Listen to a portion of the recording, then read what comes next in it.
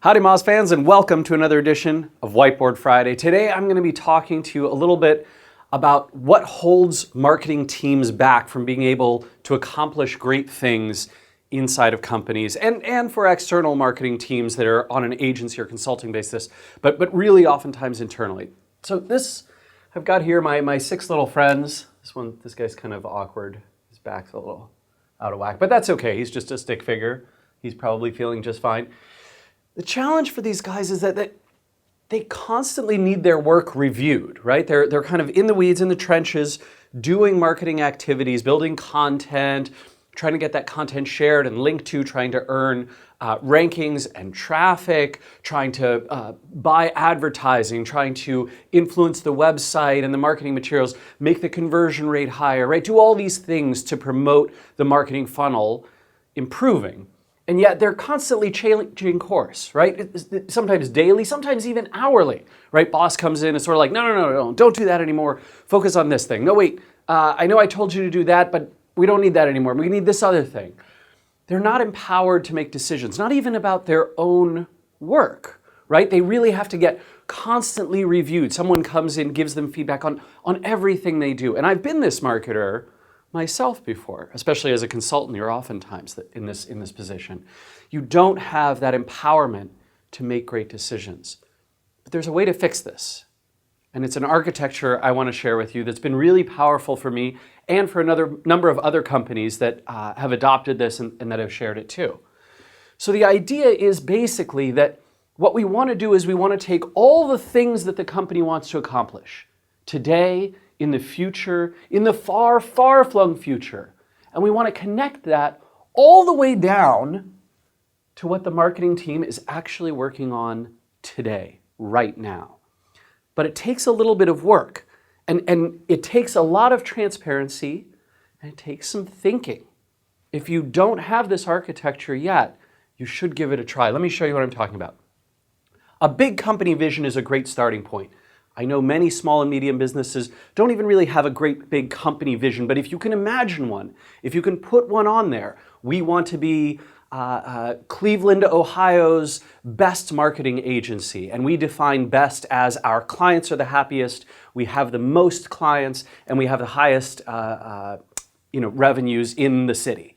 Okay, great. Now you've got a company vision. Moz's vision, for example, is to help people do better marketing. Tesla's vision is to transform how the world is transported, right? NASA has an organizational vision, right, to explore space.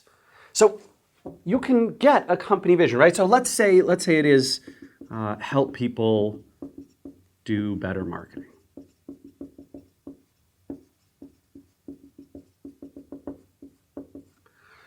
From that flows things that you're going to do over the next few years. It could be 5 years, it could be just 2 or 3 years, but the mission that you have. I'm going to go back to Tesla again because I love Tesla's 5-year mission. Tesla's 5-year mission is to power the transformation from gas to electric vehicles and to become the world's leading car company by doing that, right? So become the world's leading car company by powering the transformation from gas to electric.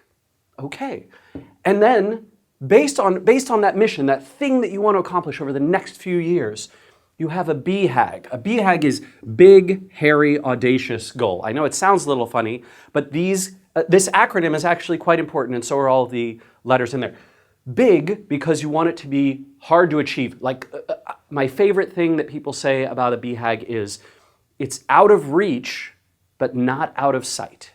A goal that is out of reach. I can't see us accomplishing it today. My God, it's almost hard to imagine that we accomplish it, but not completely out of sight, right? So perhaps Tesla would say that their BHAG is to be the world's #1 auto manufacturer in 10 years or in 5 years, right? That means that they have to build so many cars and sell so many cars that they are the world's leading car company through number of cars on the road. For Moz, our BHAG is 1 million people subscribing to our platform. For your Cleveland, Ohio consulting agency, it might be successfully keeping and maintaining 100 paying customers at $5,000 a month or more for a full year, nonstop, right? Like, whatever it is, it has to be definable, easily measurable, and powerful. Something that people can get behind. I'll go back to NASA again, that moon mission that they had, right?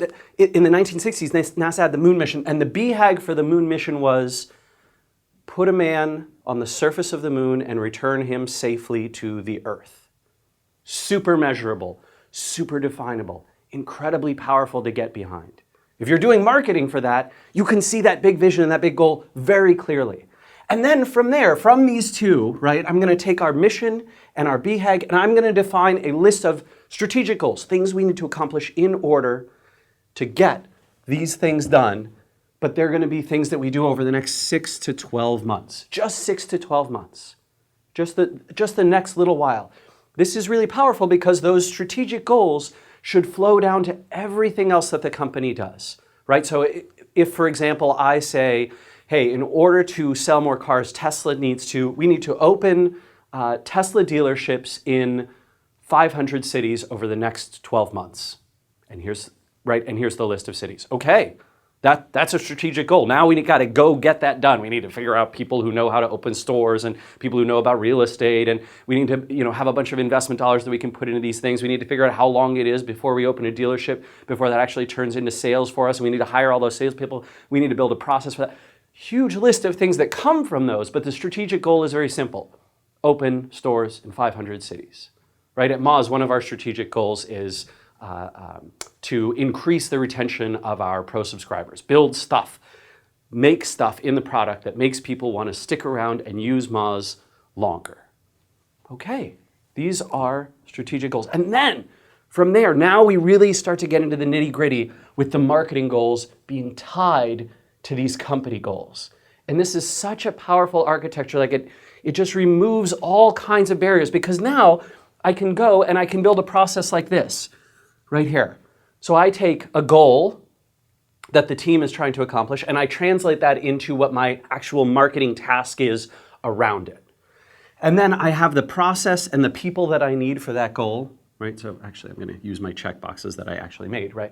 I define my goal, I get the process and people I need, I figure out how we define success, what the measurable elements are. Maybe it's, hey, we need to broaden our brand's reach. We want to have more people exposed to the Moz brand. And so therefore, I'd like to see us, we are going to define a goal as 500,000 people following our Twitter account and 100,000 people following our Google Plus account and maybe 1 million people following us on Facebook and whatever those things are. And then you have those metrics-based targets, right? So those could be website visitor statistics, they could be conversions, it could be an ROI number, it could be a cost number. Many times a strategic goal will be reduce costs to a certain amount, and then you have these goals. Hey, we need to reduce customer acquisition costs. We need to find channels that don't cost as much. Oftentimes inbound channels don't cost as much, things like SEO, right, and email marketing, opt-in email marketing, and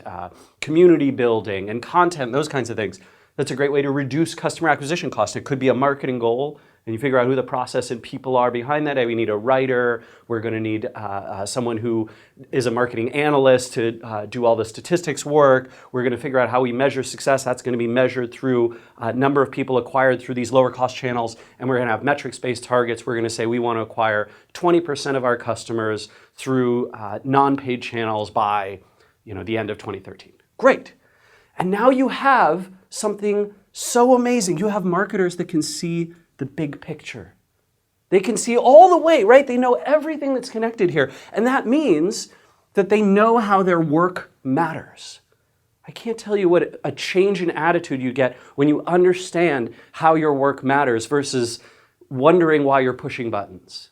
It's just a remarkable change. And now those same people can navigate project complexity without needing someone over their shoulder looking all the time at their work, making sure that they're doing the right thing, reviewing, right? Because they can see that full connection. You might have someone who reviews the work at the end of the cycle or is in a project planning meeting with them, right? Maybe a manager or a senior leader or something like that. And that's fine, and that's a good thing, but you don't need to be in the weeds with your team anymore. And because they're empowered, they can choose how they work best, figure out what makes them most effective, and then they can execute on projects. I urge you to give this a try. It won't take that long, especially if you've got some of these bigger things already defined, and it can really move the needle on how your marketing team works. All right, everyone, hope you've enjoyed this edition of Whiteboard Friday. We'll see you again next week. Take care.